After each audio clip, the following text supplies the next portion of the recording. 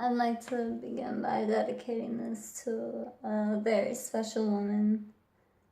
And she knows who her name is. I don't have to say it on YouTube, but she passed away in her 90s. So she lived a full life, and I had the choice today to go to the legislative dialogue at my local community college, where all these politicians would be there and all these big players from this or that or whatever. Like all these people I'd be interested in talking to and hearing about what their perspective on mental health is. But obviously, if the woman has passed away, I'm going to go to her funeral. And what really struck me is only 4 people showed up. And there was no wake, there was nothing like that. Nobody was directly really related to her. And I was watching as they lowered the casket into the ground, and it put into perfect perspective why I'm doing all this, why I even made the patient binder to begin with, why I'm trying so hard to get the message out, why I'm putting my face out on social media, which I absolutely just, please people, get disconnected. It's good for you. But anyways, we were standing in the cemetery, and I watched them lower the casket, and I thought of, what if that was my dad standing there and my brother, and they had to do that to me? And what about all the parents in the world that right now they're doing that with their children? They're having funerals because they're overdosing, they're committing suicide, and they're outliving their children, they're burying their kids. It's very, very painful to bury somebody that is a mother figure or a father figure, in this case. It's unimaginably painful. I would have no idea how much it is to lose a child. And that's why I do this. That's why I started the binder.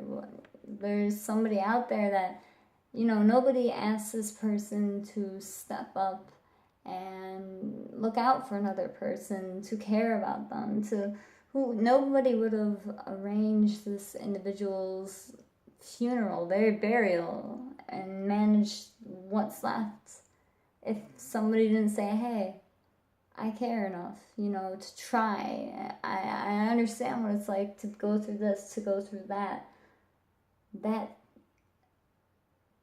There's not enough of that in society today. And it just struck me.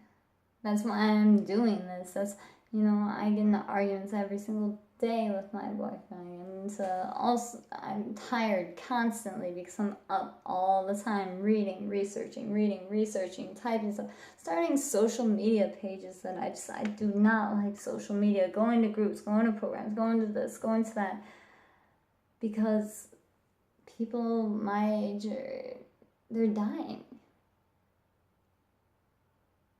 And it's unimaginably painful for whoever has to bury them. Just the other day, I heard another cop committed suicide. First responders, they're a high-risk suicide category because they see this stuff all the time. It's traumatic. Not just for the suicides, it's traumatic for somebody when someone dies. Even if there's no family involved or whatever the case may be, somebody's affected when somebody dies, and you want to do everything that you can to prevent that. And that's why I'm doing what I'm doing. I know I look tired all the time. I know I look like a wreck all the time. I know I might look like this, or I might come off like that, and I might ramble or do this or that. But I'd rather do that for the right reason than the opposite. Somebody needs to step up and assume responsibilities that they don't want. And I'm gonna have to take that because I am not the wanted patient. I am the challenging, obnoxious, loudmouth patient. But that's fine because when I was a nurse assistant, and someday hopefully when I get that nursing degree and I get, back on the field, I'm very, very, very diligent about just doing the basics, the fundamentals, and meeting those needs. We need to meet their needs. We need to look at what we're doing wrong as healthcare practitioners. I can't say that, but we need to evaluate ourselves. And it's not bad to evaluate yourselves. Or self, I'm sorry. It's just what a good healthcare practitioner does. A good doctor, a good nurse, a good therapist. They're always wondering, did I do this right? Did I do this wrong? They're always looking for feedback. And they're always trying to adapt their practice to meet their patients' needs. That's what I'm trying to do, even though I'm not a nurse, I'm not a doctor, my CNA expired, whatever.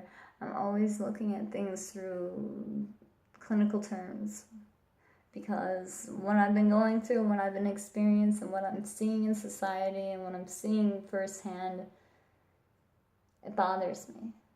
And if something bothers me, I feel obligated to do more than just type stuff on Facebook or whatever. And unfortunately, if that's where the people are, if that's how I have to get a hold of them, then fine. I'll set up a Facebook account. I'll set up all the social media accounts and say stuff. Please, come and criticize me all you want. I don't care. I can take it. I need it. I welcome it.